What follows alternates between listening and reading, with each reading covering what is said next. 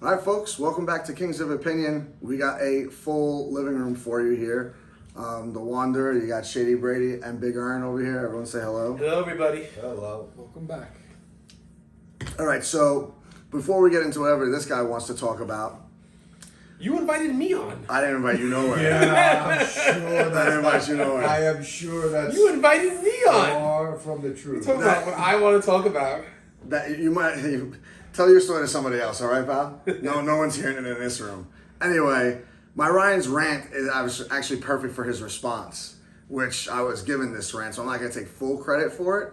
But it's funny that something good had to happen to one of your teams in order for you to want to come and be on this show and make somewhat of a stink through our text to want to state your own opinions on the state of affairs of the Citi Field Mets whole brand as we speak. That's right not now. how I remember it going down. I remember it going down as, if you want me to come on the show and talk about the biggest signing in baseball this season, I'll come on. That's exactly not how that went down. That's how this kind of worked out. No, I didn't say I want to come on and make a stink. What? No, you didn't say that per se, but we know you're going to make us think. So I Who's guess making a So I stink? guess I have every reason to be happy right now. You 100% do. Who's But making a I'm stink? going to ask you right now, real quick.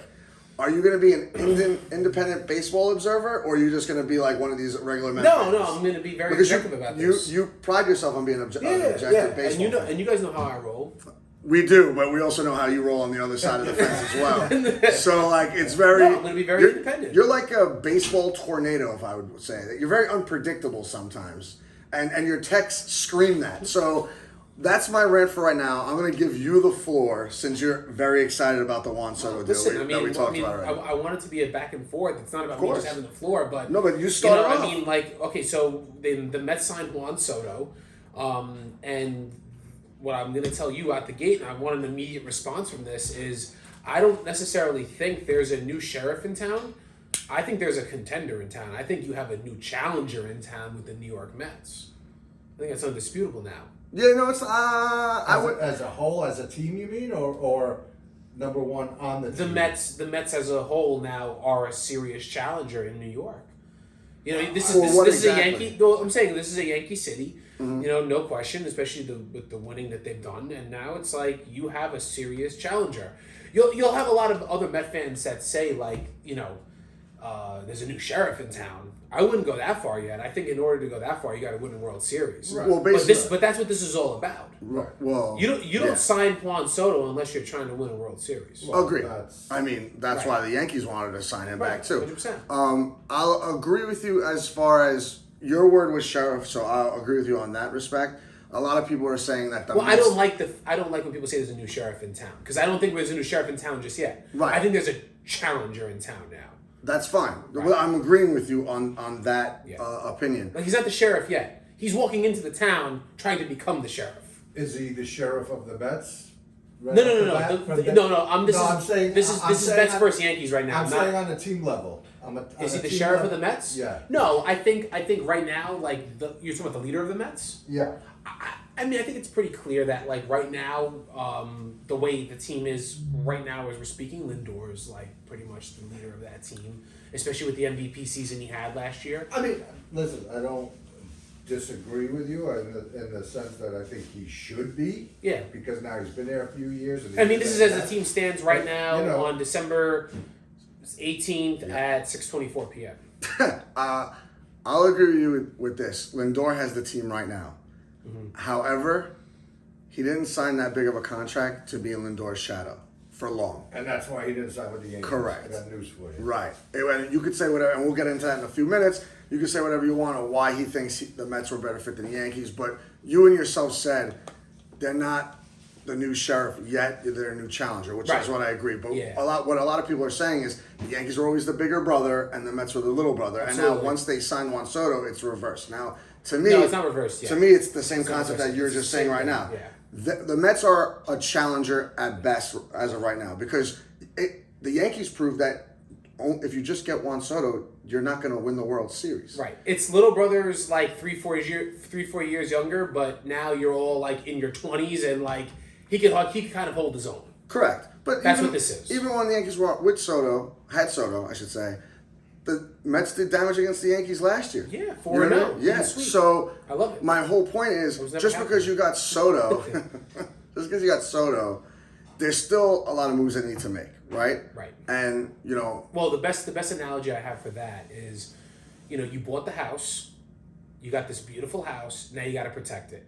You need that pit bull to protect your house. You got all the amenities, you got the pool, you got the built-in sauna, you got 3 floors, you got the beautiful house, now you need the pit bull to protect the house, which is why you have to go out and sign a guy like a Pete Alonso, because you want that lineup ideally structured with somehow getting like Lindor, Soto, and Pete Alonso back to back to back, belly to belly to belly in that line. yeah, like the Yankees had with Soto and Judge and Stanton. Right. You want that, like the Dodgers have with Betts, Freeman, and Ohtani. You want that same concept. Now, the only thing I'll say about this, and this is why the outlook is so positive, in my opinion, is if Vientos could take that next step, which he had a great postseason, if he can build upon that and take that next step, all of a sudden you're not looking at Serbius, you're looking at whatever the hell the name of the 4-headed dog is now, because now it's like you have 1 to 4, which is stacked, and then you got guys like Nimmo, Alvarez, these other guys. I mean, these guys can play ball. Acuna, who's so young, who looks like he's going to be the future second baseman. There's a lot to be happy about, but I'm not trying to put the carriage in front of the horse or the horse in front of the carriage just yet, whatever the saying is, because I really want to see them go out and sign Pete Alonso. So let me ask you this, team. and I'm going to ask both of you this. The house that you have built, which part of the house is the starting pitching that you don't have? No. Soto's the house. You get the pit bull is like Alonso to protect him. Right, no, I get that. Maybe I have a but pool then there. you said you have a sauna, you have a pool. No, Do you have a pool that's not fully done? No. So no water in it, or is it just a dirt hole? A garage with 3 Ford Pintos in it. Right. Let me just be clear about this. I thought I was pretty clear. Maybe I wasn't. Soto's the house.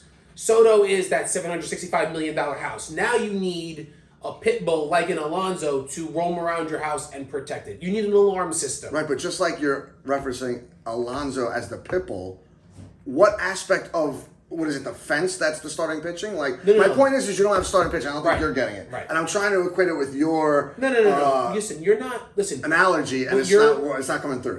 What you're confusing the 2025 Mets with are the Mets of old, which were like Wilpon owned. If these were the Wilpon Mets, they would have signed Soto, and that would have been it. And then you would have Vientos at first, Beatty at third, and that would have been that. Signed Soto. Well, they might have, they may have not have. But they would have never signed Soto, and the point being is this: you're not gonna. Steve Cohen has the money to do it, where he could do a Pete Alonso. He can go out. He can make a trade for a starting pitcher. There's plenty of starting pitching still out there. I'm not really too worried about that. I'm high on Clay Holmes. I'd like to see what he could do. But at the end of the day, I'm happy with where they are now. I think, like, the flip side of this coin is, like, one of my good friends, he's also a big Met fan, and he's like, when are they going to sign someone now? Like, enjoy the Soto signing. Christmas came early. There's a lot of players still on the market. There's a lot of pitching on the market. I'm not worried about that. And I think Stearns has the right attitude. I don't think you go out and sign a pitcher for 8 years. I think these guys fade away eventually. They all like, do, I wouldn't do, like, I don't, and we're going to talk about this, I'm sure, but I'm not crazy about Max Fried's contract. I would have never given him 8 years. He's 30. He's going to be 31 by the time the season starts. He's going to be 39 by the time it's done. That's okay. It's okay for now. But I mean, like. But what the Yankees are doing is different. They had a game plan. And I've seen a lot of Max Fried, especially because NL East. Mm-hmm. Yeah, he's good. He's a good pitcher. I mean, Good, bro. He's an ace. Like, now you're just doing that because I'm not saying he's an ace. Off the market, he's a Yankee, and if he was he's not an ace. I'll tell you this right. You know who's an ace? Garrett Cole's an ace. Like, he's not an ace. He's an ace, bro. Everyone's saying it except for you, and the only reason why you're not saying I'm being objective. is because he signed. I don't believe you are, because if you would have went to any other team for a 7-year deal, you would have lauded it. Or even if the Mets got him for a 7-year deal, $200 million, you'd have been all about it. And the fact that you have said you've seen him and you're not that impressed, listen, I've ran the numbers. He's one of the best pitchers since 2020. So there's no way you cannot tell me he's not an ace if he's one of the best pitchers in the last 4 years. That's one. Two, I'll agree with you on this much. 8 years is too much. No. But the Yankees knew that their game plan was going to be, if they lost Soto and they lost all that offense from him, that they needed to do something differently coming into 2025. And their game plan is very simple. Go heavy on the pitching. Make sure you have a great rotation, which on paper they do. one of the best probably as of right I now. like their rotation, right. actually. Right, as of right now, one of the best. Your and lineup is shaky, but of course it rotation's is. good. But that's they shifted. That was his game plan, Catherine. And right now he went with a lockdown starter who's going to be a number 2, not a number 1, because Garrett Cole is the ace, but he's a secondary ace. It's 1A, 1B situation. They got the closer from the Brewers, and yes, I know your comeback's going to be he gave the home run to Pete Alonso. I would not be worried about that unless we're in the World Series, and even then I wouldn't be worried about it because if he comes in hot.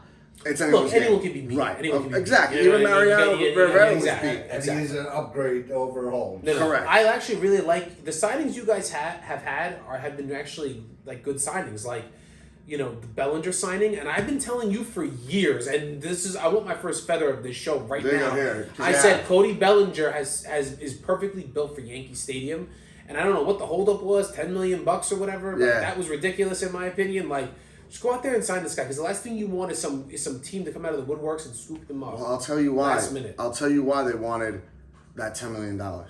They want it because they're gonna sign another bat, whether it be one of these first basemen that Alonso apparently in the mix, which I think is all smoke myself. To be fair, It's like the Mets being in on Alex Bregman. It's smoke. Right. It's just like if you're for real, you're in on everybody. You know how that goes. Mm-hmm. Right? Like all these guys are in on Sasaki from Japan right now, but he's only going to sign with one team. But everyone's in on him. Yep. Same thing with Bregman. Everyone's in on Bregman right now. That are there's like 8 teams in on him, but he's only going to sign. It looks with like one. Houston's out of that mix, by the way, as of right now. It looks Really? like they're pivoting. I heard today they're looking to. I'm sorry. They wanted to trade for Arenado of all people. And he denied the trade. That happened this afternoon. Yeah. At roughly around 4 really? o'clock. Yeah. Yeah, because And he denied it. that what they're doing up before today, though, that look like they're maybe looking to rebuild, blow it all up, and just start rebuilding. Who, the Cubs or the Stros? The Stros. Or the Astros? Oh, I didn't hear that. I heard they're just trying to make smart moves and pick up people to keep them relevant because that West is just a shamble. You got the Mariners that can't score and all those other teams. Who'd they get for Tucker? Did they get some really high end prospects? They got this guy Paredes who was on the team, and then a pitcher and somebody else. But I don't know how big the prospect was. To be fair, once Kyle Tucker, because I wanted Kyle Tucker for the Yankees. I thought he'd been a good fit, but I understand why the Yankees. Would have been. It would have been a perfect fit because he has similar Houston numbers was playing, to Soto. But you know what? It's almost like that thing. I felt like Houston was playing games with you guys. Yeah, and I knew deep down. Gamesmanship. Yeah, I knew deep down the Astros. We talked about it last week. The Astros were not gonna trade with the Yankees. There's just too much bad blood there. The owner even said Cashman said about the owner, it was gonna be hard getting the deal done with him because the owner just doesn't want to deal with the Yankees, which is fair enough. There are plenty of other teams out there, but. Once I knew that wasn't happening, we said it even last week, and then the next day, Kyle Tucker goes to the Cubs, and then I said on the group chat, I said, now that happened, Cody Bellinger, it's just a matter of time before he goes to the Yankees, and sure as shit, by the end of by this week, he was done. What was it? Was it yesterday? Yeah, yesterday. 2 days ago. So, 2 days ago. And they're just, the Yankees. What was the Cortez deal again? Cortez was with the Brewers. It was Cortez and that guy Durbin. That they were hyping up, the closer for the Brewers. They were hyping up that guy towards the at the end of the season actually because he was playing winter ball. They're this guy's great, and then they dump him off to the Brewers. So I'm surprised Milwaukee did that trade. I thought Devin Williams was their guy. Yeah, and you know what I mean? That was kind of for them to be able to trade Cortez. I mean, as much as you love him, but it was perfect because that was we talked about it last week. What are they going to do with all these Yankee fans don't like Cortez anymore. They were calling for that dude's head after that first game in LA. but You guys wrote him off after that, and understandably so. You know what I mean? But then again, there was a whole debate whether he should have even been in that. Well, in that big spot. We blamed it on Boone because you said it the night of. You were actually saying why isn't that other lefty coming in? Right. Who's been the pitching tall, good? The tall, lanky one. Marlboro man.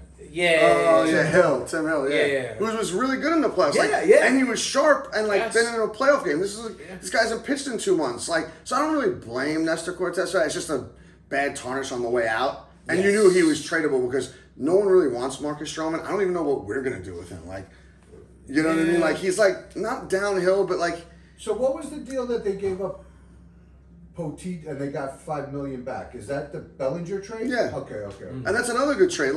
I just like a lot of years the Yankees go for free agents and sometimes it doesn't work out, and they don't really have a plan B, I noticed. And then they just pick up the scraps in like January and whatever. Yeah. And like a lot of people are saying, and correct me if I'm wrong, you included, that these are all panic moves.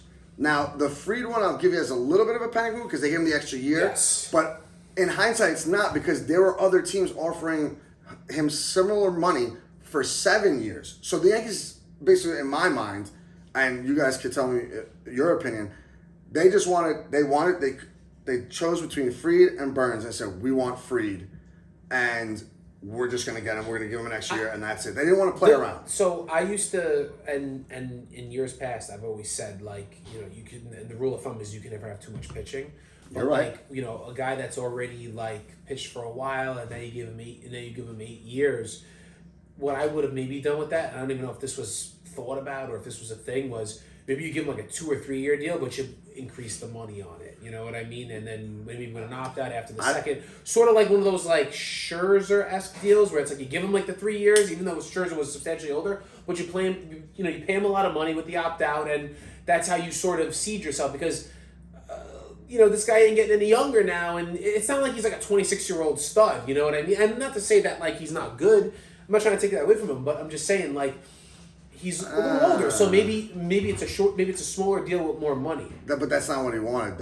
Right, of course that's not what he wanted. Right, But obviously he's wanting to sign his last contract. Right, he's trying to sign his last contract. That's why everyone started at 7. Exactly. And that's why the Yankees had to go to 8 to bring him here. Right. That's why it's half a panic move, but not really. They just said, fuck it. Right. And I've always said, like, if you don't, someone else will. Mm-hmm. And that's just the way the market is. Like, it was the same thing with Soto. Like, everyone's like, oh, you overpaid. And it was like, but if we didn't give him $765 million, someone else would have, like the Red Sox or the Yankees or whoever else. So he's going to get that money either which way. It's just a matter of, like, who's giving it? The ante getting upped, and whoever's going to put, you know, and you punch that time card is going to punch that time card. And fair to you, you had a couple extra caveats in there, like, you know, a little lobster, a little steak, a little, you know, shrimp, scampi, whatever it is. Yeah. But not just that. A $70 million signing bonus, which is taken off the contract, just given right to him right away, which no one else offered. And obviously this suite, and there was something else too. I can't remember what it was, but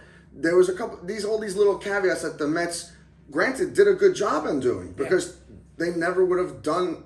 He would have stayed with the Yankees if they didn't do any of that. Mm-hmm. For the $5 million wasn't. Everyone says, "Oh, he went with us for $5 million." I don't know if he would have necessarily stayed with them, because I listened to his press conference, and he was saying that, like, the way he was making it sound was like he kind of had like a little bit of a bad ending with the Yankees. Like he hadn't spoken to anybody on the Yankees the entire offseason. Yeah, I heard that. It almost sounded like they didn't end on the best of terms, or something went sour along the way. Listen, he's listen, not a guy who's worried about loyalty or anything like that. He's been in the league, what? Oh, this is his 4th team. Right. Yeah, been in the league but 6 you know what years, though? You know what though? And there's a lot of guys that are like that though.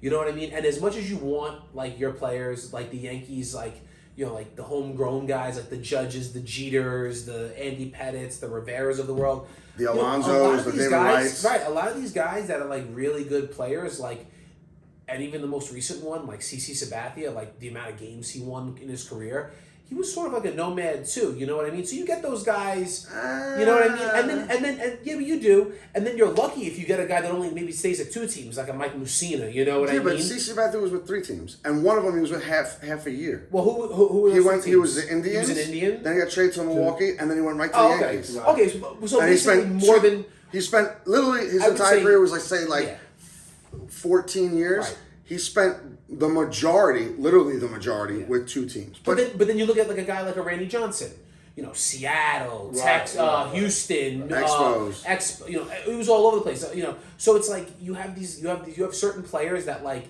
they wound up going on to be Hall of Famers, but like they bounced around, and then you have other guys that stay with one team forever, and that's what I'm kind of hoping happens with Alonso. You know what I mean? Is like he just stays as a Met, and we keep him and we sign him. Well, him and Scott Boras are playing hardball right now because they think he's supposed to get a monster contract. Well, at the end of the day, this is business. And it sounds like everybody's not walking going to on go more than 4 years. That's what I'm saying. Like, there's no market. Like, I don't know if anyone else has heard, but I haven't heard a single offer or like even like their side saying we want 6 years at let's just say $200 million. Like, there's no numbers being exchanged from him. And the reason why I Well, think that both is... sides have been quiet. Right. Like the Mets have, like, so for example, like the Mets, I think are the front runners to land him, right? Right. They haven't come out and said what they're doing, and his team hasn't said anything either, meaning Boris. Right. And what you may start getting as time goes on is you may start getting like these selective leaks, like, oh, he's looking for this, and then and that's how they do it, you know, bro. Like Boris will put it out there somehow, some way into the media, like this is kind of what we're looking for, and then we'll see how other teams react. You know what has to happen, and to be honest with you, for Pete Alonso to be a Met, Christian Walker has to sign with a contending baseball team. Yeah. Because once that happens, because that's the Yankees pivoted from Soto and have been very aggressive the last 2 weeks, let's say. That's what the Mets will do. Like once Walker gets signed by whoever, it doesn't have to necessarily be a Yankee. Like I like the guy, you know, but he's just like another one. Everyone this year is a little too old, right? Like these Walker's pitchers are a little too old. Yeah. Like, you know, even Corbin Burns is 30, right? So like, you know, he's gonna want a similar deal to Fried now too. And whatever he did want, now he wants 8 years. Burns is gonna want 8 years too, if not 9, because he's a year younger. He's like, well, he could pitch to 39. Why can't I? Give me 9. So whatever. I'm not gonna dive into too much of that. But what I'm saying is there's 4, like, I don't want to call them all really good because they're all over the hill besides Alonso and Walker, but they're older. Like they're not spring chickens. They're right in the middle of their prime on the back end of their prime because they're 31 and 34. And Walker is like 1 foot out the door of his prime. He's not even really in his prime because unless it's changed, prime is 27, 28 to 31, 33. So he's a year removed from that. But the last 3 years, he's been a gold glover and he's been offensively really well. So you're not going to give that guy more than a 3-year deal, maybe with an option for a 4. So to me, if I'm all these GMs that need first basemen, I'm waiting on that guy, which means Alonso's waiting because Alonso has 10 times better numbers than him. Even on his shitty year last year that everyone said he was bad, he still hit 34 home runs, right? And what was it, 80-something RBIs, maybe 90? Yeah, maybe? thereabouts. Thereabouts? Yeah, you're That's right not bad. there. I'll take that in a heartbeat. And Yeah. I'll be honest with you, I'm not all the crap you talk, and not you, Wanda, because you don't really talk crap. I just feel bad saying this in front of you because you're a Met fan, but I'm going to say it anyway, but I apologize out of respect. Like, Pete Alonso does nothing for me. The only reason why I want to sign him is because I'm feeling like I'm Hal, and I just got screwed with Soto, and now I want to take Alonso from you so that you don't have that guy behind him like Soto had Judge. You know that and then what? protecting the house. And then not only that, we'll have the Pipple now because now I can have Alonso bat cleanup and Judge bat third or second and third, and now I have protection again for Judge for a third of the price. Let's say, even if you overpay, like Pete, what do you want, bro? What do you want? What do you want? And he says, I want 6 years, $250. All right, done. Right. Just to piss off the Met fans and everybody else because you guys have been running around the streets naked about this Soto thing. Not you per se. It's but not me per se. It's but exciting. it's I get it. exciting, man. I get it. I was that excited when I landed Soto last year. Yeah. You know, and that's the reason why they were almost like standoffish with the Kyle Tucker because they didn't want to give up their rookie of the year and Luis Heel and then get hosed again with Kyle Tucker to go sign a $500 million contract or With something whoever, like that. you're Which right. is, if you actually look at his numbers, and I don't know if Migrant Steve is watching these or anything like that, but like he's been crazy on our chat, like too much. Like, and you guys go back and forth, and at this point, like, you know me, I love baseball, but it's just too much. This sort of thing has You've been got awfully spun out. quiet, though. You've been awfully quiet. Because I don't want to engage in it. Like, I'm at work, I'm doing this, I'm like running around, I'm making cookies. Like, I don't need to hear, oh, Soto's really 32 years old. Like, what? You know what I mean? Or like, Kyle Tucker is, you know, better than Soto. No, he's not. Right. But is he comparable? Yes. Like, if we would have traded for Kyle Tucker, which when I looked at him, and I remember him from, you know, just 2 years ago when the Yankees were facing the Astros in the championship, he was burning us, and he was a good defensive right fielder. So he was a perfect fit. Better defensively over Soto, way better, in my opinion. But then everything else, he's less than Soto in. But he's comparable. He hits 30 home runs, has 100 RBIs. That's literally what Soto did last year, just more home runs. He had 109 RBIs, 41 home runs. Tucker was hurt last year, Tucker steal a few bags too. Agreed. And he gets them in that for sure. But besides those two things, defense and stolen bases, he loses everything else to Soto, but he's comparable. Like, with you trading for him, like if we had 2 or 3 years of Kyle Tucker's services, I would have traded Heel, no problem. 1 year, I'm even standoffish on it. I could see why the Yankees were, because they just got burned by Soto, which is unprecedented. You know, and that's the problem. So what, you're going to do it again for another year and then just make it to the World Series, and then this guy, I mean, if you win, it's all good. But if you lose again, now you gave up another good pitcher, which we just gave up King, which everyone said, we all know baseball. You got to give something, get something. You wanted Soto, you got to give a good pitcher. That's what we did. Yeah. And Michael King has spoke about it. He's butthurt about it because he liked the Yankees. And listen, when you're a team like the Yankees, and you know this, you're very fair about it. They've been in the playoffs, you know, let's say 28 out of the last 30 years or 27 out of the last 30 years, and they have a winning record every single year. Right. They're the big brothers. They're the team of all of baseball. I don't care if the Dodgers win this last World Series. Yeah, they won last year. Great. They're really, really good too. But they were, and I looked this up. I went down a rabbit hole not too long ago. I looked it up. The Dodgers have been just as bad in the playoffs as the Yankees recently, besides their World Series last year. No one counts COVID because it's a crock of shit. I'm not even going to get into that. And then before that, the Dodgers weren't good. They missed the playoffs a bunch of times. Yeah. Or got beat. Yeah. In the playoffs. Yeah, but even take that aside, because the Yankees have been doing that a lot lately, and still have because they didn't win a World Series. But in a 30-year stretch, the Dodgers were crap. Not a lot of them, but a lot more than the Yankees. And I can tell you for a fact, the Yankees since '96 have only missed the playoffs 3 times. Okay? That's it. So in order to be better than the Yankees, you better put on some kind of run like that. And it's not like when they would miss the playoffs, they were under 500 winning 70 games, 68, even 78. No. They still had a winning record. Whether it be 2 wins over, doesn't matter. Still a winning record.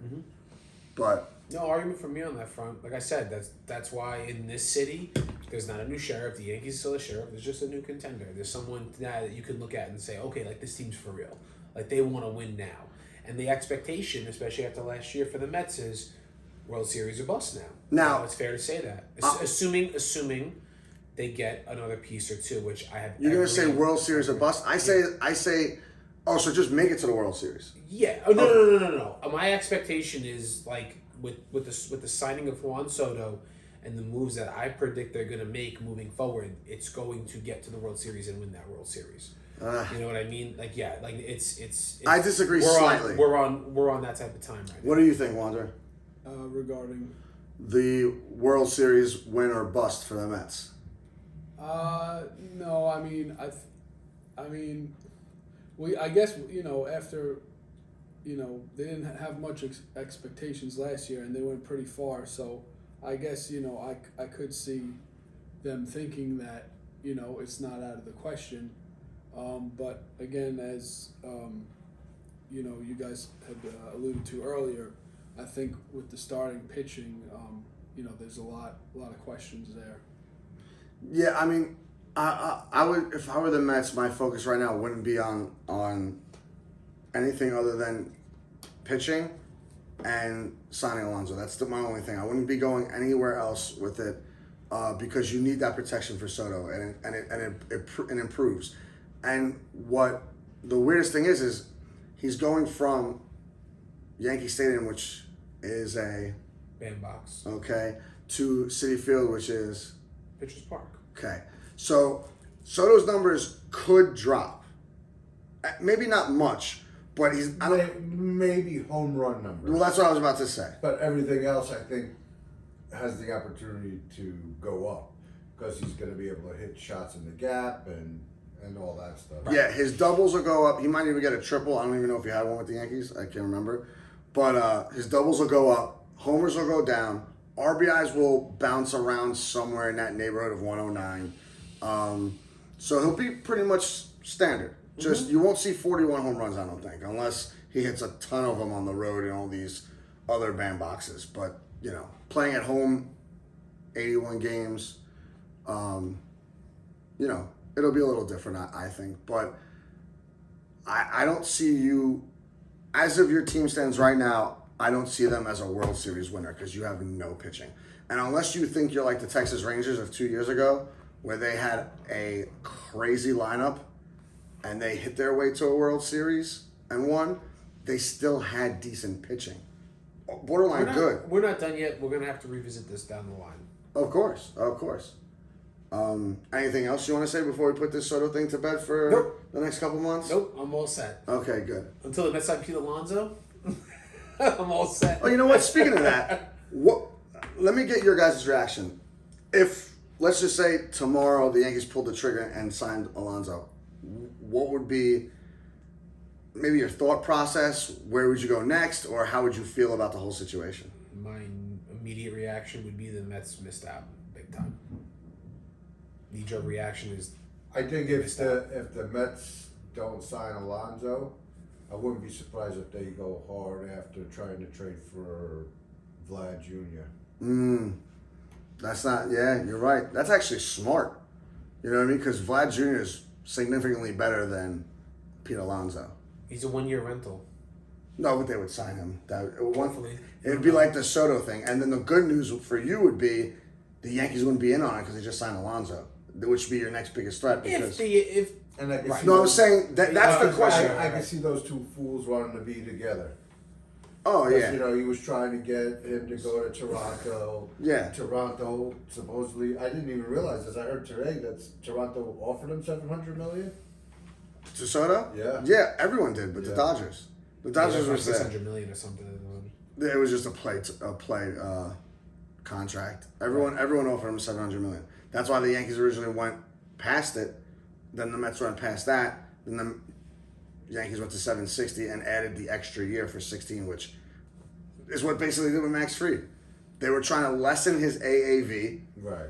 and give him an extra year, and the Yankees just didn't care that he was going to be 42 and probably be like a nobody at that point. You know what I mean?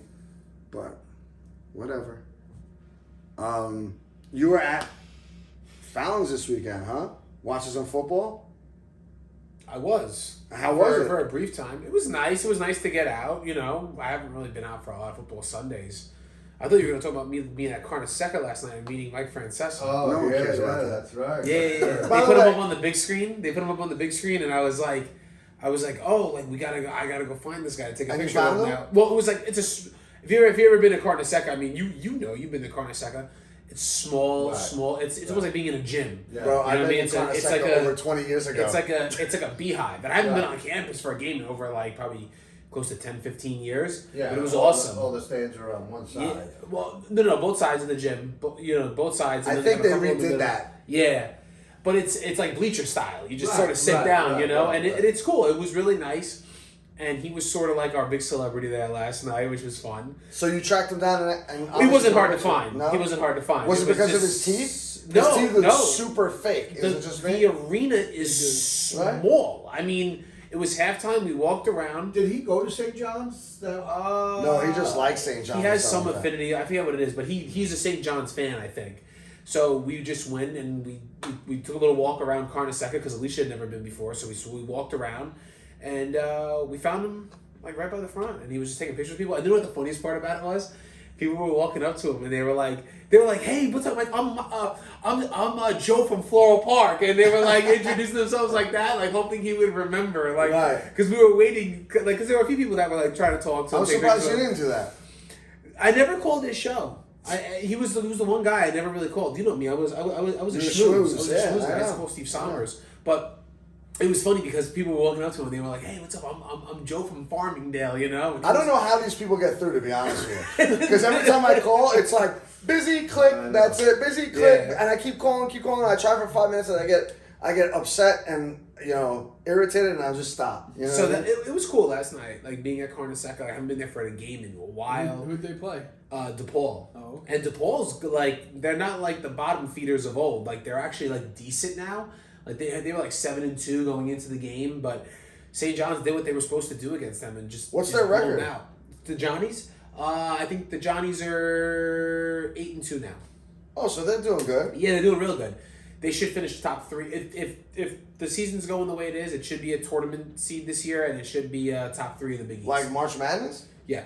Really? For sure, yeah. Good. I mean, you got like the heavy hitters like Marquette and UConn, for sure. Like Marquette's like in the top 10 in the whole country, and UConn I know for a fact is in the top 25 right now.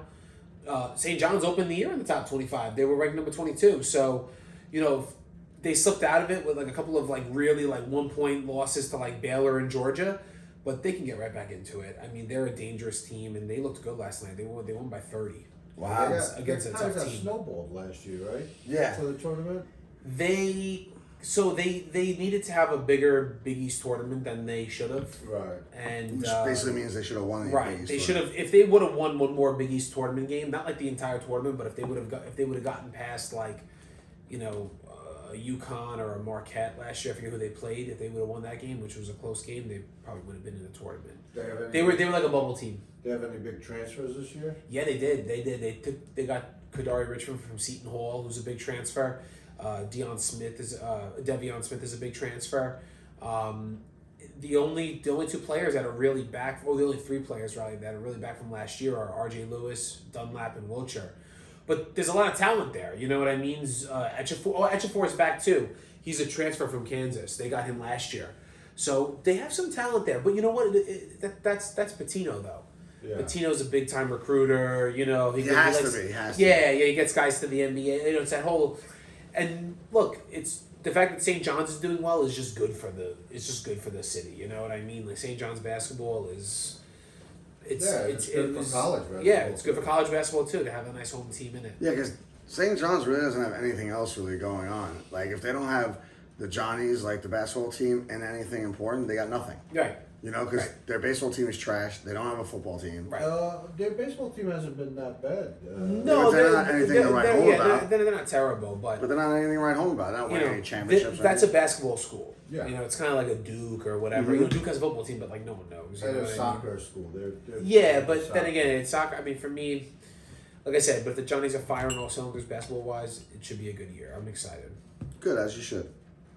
So yeah, football this week was kind of awful-ish, right? I didn't get to watch much, so I don't know how much help I'm going to be. But I saw the Rams 49ers game, and it was all field goals. So it was... Yeah, and then you had the Buffalo game, which was 0 defense. Right. Defense. Yeah, I mean... So that was kind of fun to watch. Yeah, and we were talking earlier before we got on the show that we actually hit a couple parlays, which was nice, right? So get ready to tell us about your parlay, but mine was very simple because I used to do a bunch of different parlays with like yards and catches and rushing yards and this, all the player props. And now what I notice is I just do TD scores and like who's always going to usually come up and score. And I don't hit all the time, but I hit more frequently with TD scores than I do anything else. Right. So, Anytime touchdown. Yeah, anytime touchdown, just whatever, and go from there and see like who's hot or who hasn't gotten a touchdown in a while and pick them. So I picked Higgins, Mark Andrews, and McLaren, and then Jamar Gibbs, and most of those guys haven't scored a touchdown in like 2 weeks. And I didn't get to watch a lot of football this weekend, which sucked, but whatever. And the minute I look at my thing, the DraftKings, I hit the first 3, which was Higgins, McLaren, and Andrews. McLaren had 2, I think. Yeah. And I'm like, oh man, all I need is Jamar Gibbs, and he's due. He better get a touchdown. And I don't know when he scored his second touchdown, to be fair, but he had 2. But all I know is I come home from seeing my sister and the twins, and the minute I turn on the Lions-Buffalo game, he winds up rushing up the middle and just scores a touchdown. And I hit for 245. And I also had a money line bet going to like cover it, so to speak, hopefully. Because normally I'm in this other pool where you pick every game just off the money line, whoever's going to win. And I'm normally hitting like 9 or 10 or 11, sometimes 12 when I get really lucky out of like 14 or 15 games. So I said, you know what, let me pick the easiest win ones.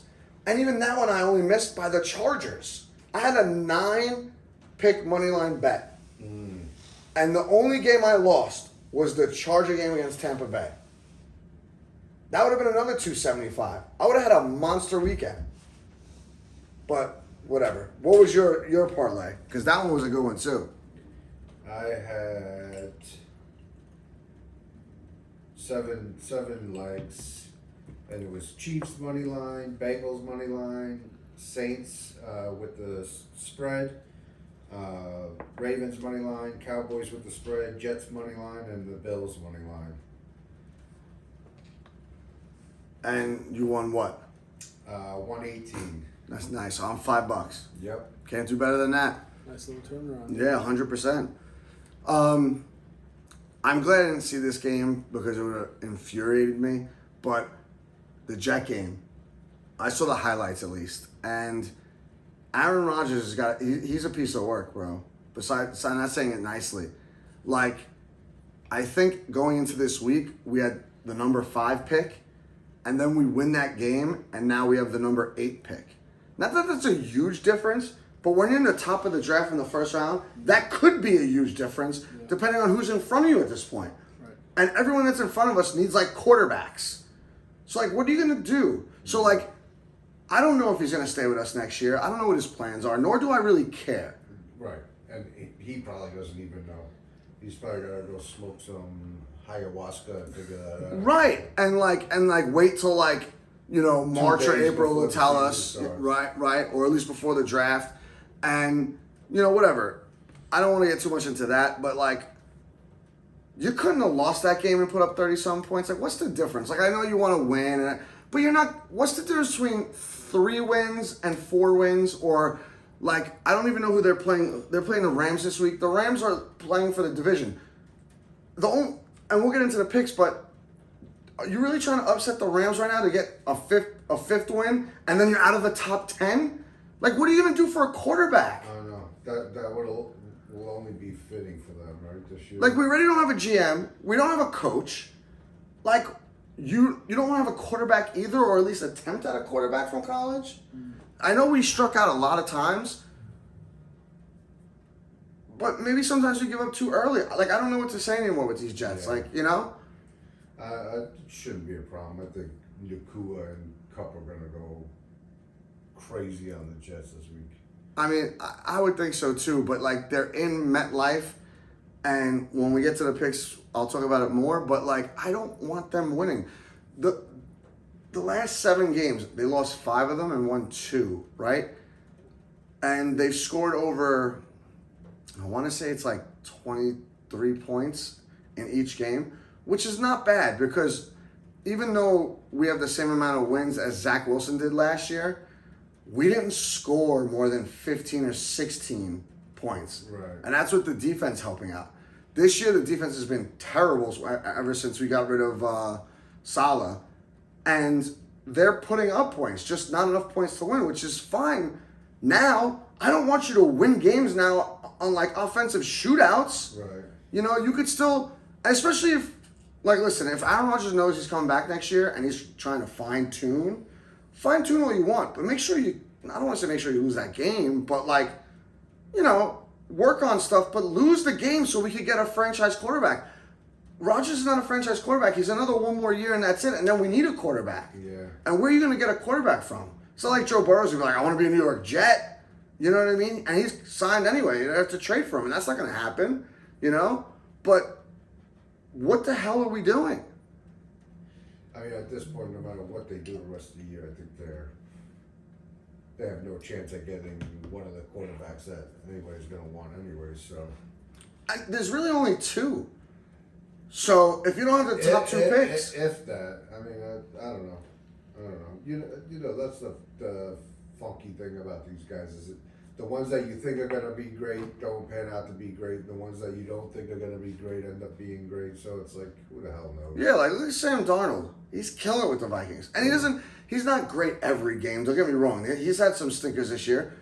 But he's a decent to good quarterback this year. Good enough that there's a lot of talk that, you know, maybe he stays as the Vikings. Yeah, QB1. Yeah.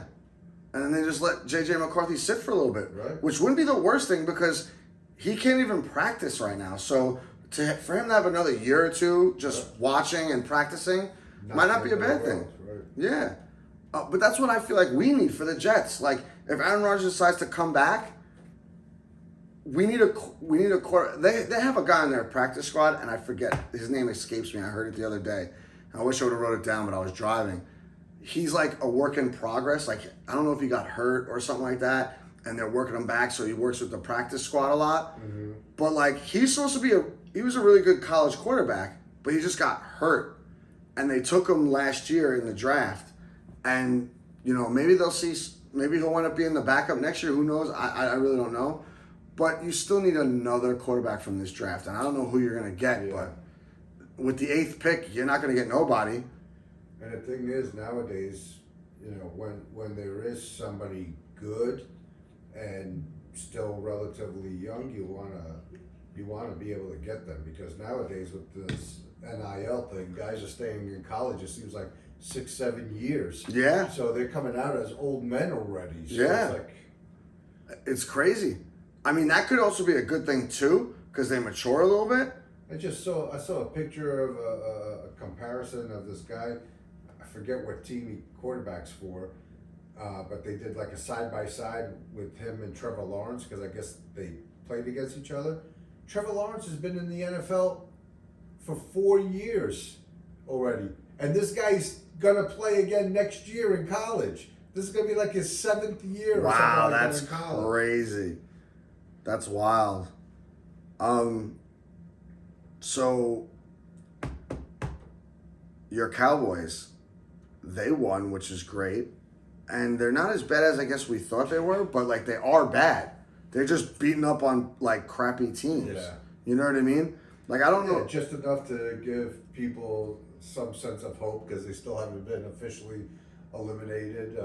They haven't. They're 6-8. They haven't. No, they're not showing as eliminated. I was looking at it today. Because it's like the NFC North has 3 teams with double-digit wins. So there, 2 of them are all wild cards. Yeah, the only teams that Aren't there 3 wild cards though? the only teams that have been officially eliminated from the NFC are the Giants and the Bears. Oh, and Carolina. Giants, Bears, Carolinas have been eliminated. How is that possible though? I don't know. They're showing here the Saints haven't even officially been eliminated, and they're 5-9. That's so weird. Because I'm looking at these wins and losses. San Francisco's 6-8, Arizona's 7-7, Seattle's 8-6, the Rams are 8-6, right? So that division's wide open, and then the next 2 teams basically are like could be in the playoffs, but there's not many spots because you got Detroit that's 12-2, Minnesota's 12-2, Green Bay is 10-4.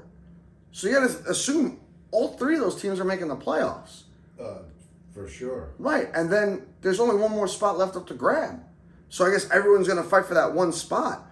But then you also have Philly's 12-2 and Washington's 9-5. So they're the other wild card. They're the last wild card. So how could Because technically Dallas can still catch Washington. yeah, they'd have to win their last 3 games, Right. and Washington would have to lose their last 3 games. That's almost impossible, though. Well, yeah. We're not saying that it's likely.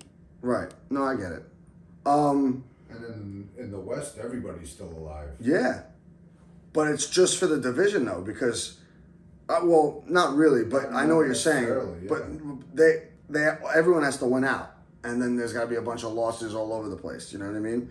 But like to me, the NFC West is going to take care of itself because I feel like they're going to beat up on each other the last couple weeks. Yeah. And then it's whoever wins the division goes in the playoffs, and then everyone else is out. And not for nothing. If Atlanta, even if Tampa Bay wins the South, if Atlanta finds a way to put together a couple of wins, their conference record is right now 6-3. So their conference record is much better than any of these other teams still trying to hang on for dear life. Right, but Tampa Bay's conference record is the same, 6-3. Right, but I'm saying if Tampa Bay wins the division. Oh, okay. Yeah, it makes sense. Yeah, they won up 10-7. They can make it too. They're actually thinking about benching Kirk Cousins. They did. They did? Yeah. They did, yeah. Oh, wow. Michael Penix Jr. I wonder if that's good for Darryl. Is it Darryl Mooney? Darnell Mooney. Darnell Mooney, because I have him in my fantasy, and I really need to win this week. So I want to be in the championship and then broker a deal for I'm money. assuming they're going to be. I mean, who knows? We don't know, but I would assume that they'd be heavy with Bijan.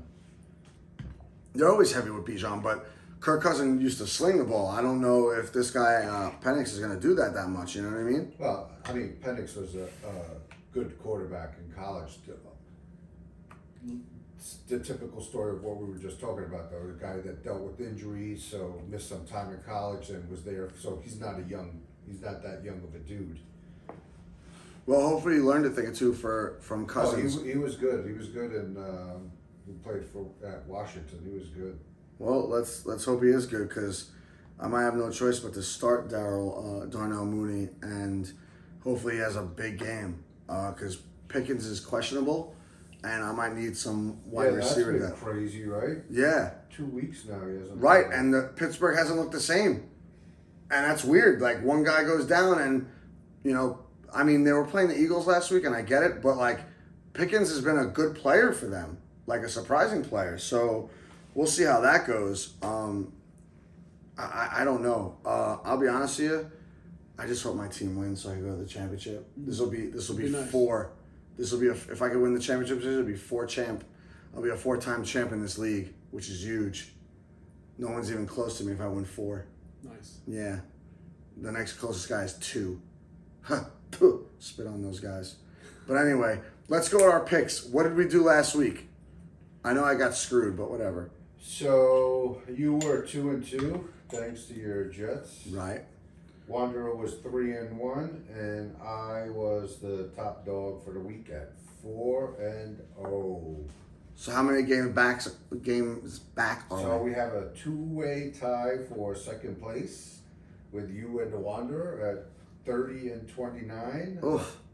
Big I started off Fat so hot. 1 game over 500, and I am 33-26. 3 games up. Beastly 3 games over 500. And we got 3 weeks left. So what we're going to do is shave off a game here and there, and we'll be all right. We'll be all right. Right, chip away. All right, so Mr. 4-0, lead with your picks for the week. All right. Don't make me ask. All right. We're gonna start off with the Bengals. See if they can keep up this momentum. I don't know how confident I feel about this. At 7.5 point favorites over the Browns. The Browns have been looking pretty awful. And Jameis Winston was benched. Right. So I mean, honestly, I feel a lot more confident if James Winston was playing, but he's not, because he's guaranteed for usually 2 or 3 picks. yeah, and one of them or 2 of them being pick sixes. Well, we don't want that, though. And the backup quarterback that's playing for them isn't much better. So I just hope, like, they could score some points, and then the Bengals just want to, But like, meanwhile, roll up the score. already talking smack, because I saw something online today where he said he should be the QB1 for next season. This what's his name, DBR or whatever it is. I didn't hear that. That's crazy. Yeah. He's terrible. Then second, I mean, let's start off by saying that this week is pretty horrendous looking, so I'm not feeling confident with any of these picks. But my second pick, I'm going with the Patriots getting 14 points against the Bills. I'm praying that Josh Allen plays the first quarter and then sits. As long as James Cooks plays the whole game and Every runs up year. the score. Well, Allen listen, sit and get a heavy dose of Cook. regardless of who's quarterbacking, you know that the Bills are going to score. The question is the Bills haven't been stopping anybody either, so hopefully the Patriots can keep it close. Yeah, I mean, the Patriots suck, but whatever. Next, I'm going with the 49ers, who are in Miami getting 1.5. Whatever. I think both teams are done, but Yeah. I saw something today that was it the Jets that they said should try and go after Kyle Shanahan. I don't know what that's all about. I don't know if is he in this last year of his contract? Maybe, yeah, if that's what speaking of the Jet, well, I'll wait for it. Go with your last pick. And then last, I'm going to stick with my boys, holding on for hope. Hoping for a playoff spot against the Buccaneers at home. Getting 4, I have 4.5. It changed. It was 4.5, now it's 4. We got to change that, Wanderer. Okay. Oh boy. Anyways, getting 4 against the Bucks. Well, they're better on the road than at home. They are. And listen, I'm a fan of Baker Mayfield. I like to see him do well, you know, with everything he's had going on in his career. But he's another one that's good for a couple of picks a game. So who knows? He's been playing really well the last 4 weeks. Yeah. So maybe we'll get lucky. Who knows? But that's my picks: Bengals, Patriots, 49ers, and Cowboys. All right, Wanderer, you're up. All right. First up this week, I'm going to go with the Eagles minus 3.5 in the NFC East showdown with Washington. I think they beat them the first time, and hopefully they can get the same result. Next up, I like the Vikings minus 3. You know, they've been pretty hot as of late, so I'm hoping that they can keep it rolling this week. In Seattle, is it? Yes. Okay. And third, I'm going with the Rams. This is Rams minus 3 versus the Jets. This is definitely my least confident pick. I don't know what's going to happen, but we'll see, I guess. Yeah, I think you'll be all right. And I can see Puka Nacua getting. No, you know who I could see? Because he had no catches. I know, no. Cooper Kupp is going to go off in MetLife Stadium. I guarantee it. and It's the Rams have been playing better as of late too. Yeah, and they 100%. have something to play for, so that can help hopefully. 100%. And then fourth, I'm going to go with the Bucks minus 4. I've gotten these games wrong mostly, so we'll see what happens this week. You guys are opposite. When you really think about it, with all the talent they got on that team, the Rams are having a pretty disappointing season. Yeah, definitely. Considering, I mean, Yeah. they got a big time running back. They got two huge receivers. Yeah. But both those receivers were hurt. They started off with Yeah. a few losses, I think. Yeah, they did. And And that set them back. both those receivers were hurt at all different times of the season. So you need those guys not to get hurt in order to be able to balance that. Because Nakua was out for like 5 weeks, 6 weeks. And then Kupp in that time frame got hurt. And then he was out a bunch of weeks. Yeah. So now they're both healthy. You know, whatever, Jets, they suck. Real quick, if you're betting with my picks, which you probably shouldn't because I'm only one game above 500, probably after this week I'll be below 500. I'm going strictly off my fantasy team, who's been hotter than the Buffalo Bills. So I'm picking these games off of my fantasy guys that are on those teams that I need to have big games to get me to the Wishful championship. thinking. You know what I mean? So if I pick good enough here, my theory is that I'll make the championship, and then next week we'll figure it out for me to win the championship. But we're starting off real quick. I'm picking the Bengals. I got 2 guys in that fight: Joe Burrow, and Chase Brown. Chase Brown has been on fire. He's like a bell cow right now. So I don't doubt that won't stay the same. The Browns are weird, but I feel like with their crappy quarterback, if they keep it within 10, Burrows will play the whole game. They're still not eliminated from the playoffs. So as long as they win this game, Joe Burrow is going to still play, which is good for me for the following week. I just hope he has a monster game and not what he did last week, even though he was good, but he wasn't great. 2 interceptions and a fumble. I don't want to see that. That's 6 points that you could add to my team. Joe, get it together. I know your house was burglarized, but let's cut it out. Throw touchdowns, no interceptions. Let's do it. Next, I'm going with the Lions at the Bears. Their Lions are giving 6.5. I got Amon-Ra St. Brown, who had a monster game. It didn't help me because I was on a bye, so I want him to keep that up and give me at least 20 to 30 points. I'm already looking at 90 points between 3 guys already, so that's great. I'm well on my way to winning. The Bears suck, so the Lions should do what they got to do. And that's that. And then the third game, I'm going against the grain. I'm taking the Bills with minus 14. I don't even care if I lose this one as long as James Cooks does exactly what his last name is, Cooks. Yeah. Get me 20-something points, and I'm happy. And if you wind up winning by more than 14, great. I mean, you should. It's the Pats, and they suck. So why not just run up the score on them? You could take Josh Allen out and give cooks the ball all day. Let them just keep running the ball. Run 200 yards. I don't care. Take dump off passes. I don't care how you get your points. Just go get them, and that's it. And then the Rams and Jets. I picked against the Jets last week, and whenever I do that, I always lose. I'm gonna do it again this week, so I don't care if I'm 2-2 or whatever the hell I am, because the Jets should be losing by more than 3 to the Rams. We touched upon it before. The Rams are playing for the playoffs. The Jets are not. The Jets are at home. Every time I go see them at home, they suck. Aaron Rodgers, whatever you're gonna do next year, I don't care. Just don't get us out of the top 10 for the draft pick. All right, what are we doing here? Don't give me a reason to have a rant because now we're dropped out of the top 10 of the draft. Right, yeah, I don't need that. And Cooper Kupp, you used to be my guy in fantasy. I have you on my other league. We didn't do so well. Matter of fact, we lost to Ernie last week. Not mad about it because I gave up on that a couple weeks ago. And it was a constellation. Right, yeah, who cares? But The toilet bowl? yeah, whatever. Constellation game. Who cares? Yeah. But, Cooper Kupp, maybe, you help me out and you just torch the Jets and the Rams win by more than 3. And, that's all I got for the picks. I'm good. From there, we go to really quickly watching anything. Anyone watching anything like we normally do?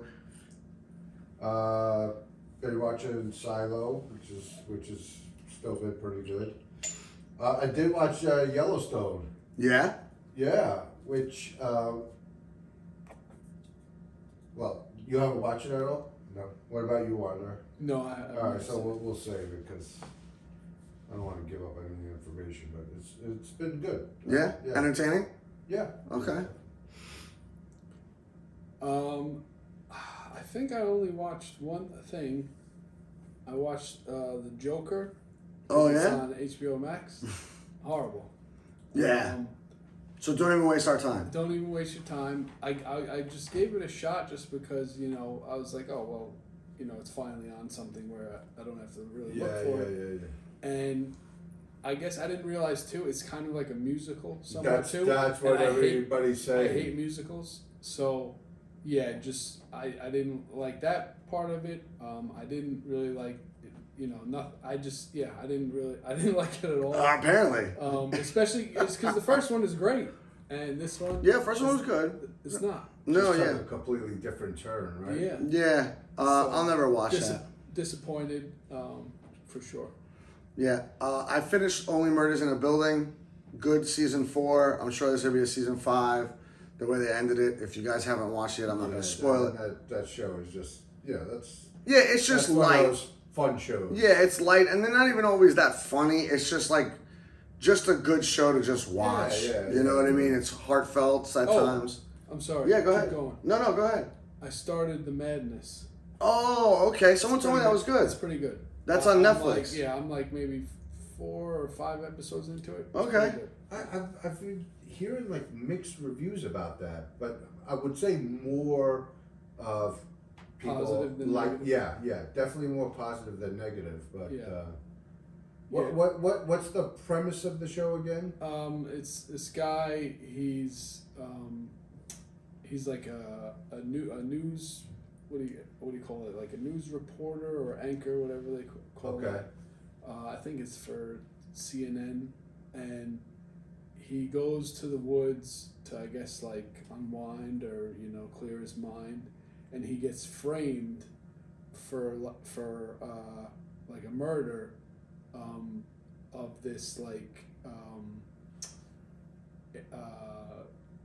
white supremacist guy. Oh, okay. So then it's Him on the run? Him on the run, pretty much, and people messing with him too before he's on the run. But it's pretty good. All right, cool. Alright. Oh yeah, it's on my list to check out. I got a couple more before it though. I got to do Silo, Shrinking, and Yellowstone in no particular order. So we'll see what I go with next.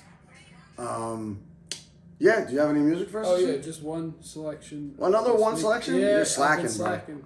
Yeah, I can tell. I haven't been moving around as much, so less listening to music. So yeah, just one this week. Rock Marciano and The Alchemist with The Skeleton Key. So that's the pick for this week. That's it, huh? Yep. All right, well, that's kind of what do we got left, Ern? Anything else? That's it, man. That's it.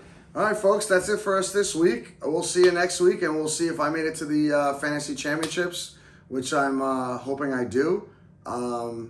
Yeah, let's enjoy football this week, and hopefully there's more MLB stuff going down, so we can talk about that next week as well.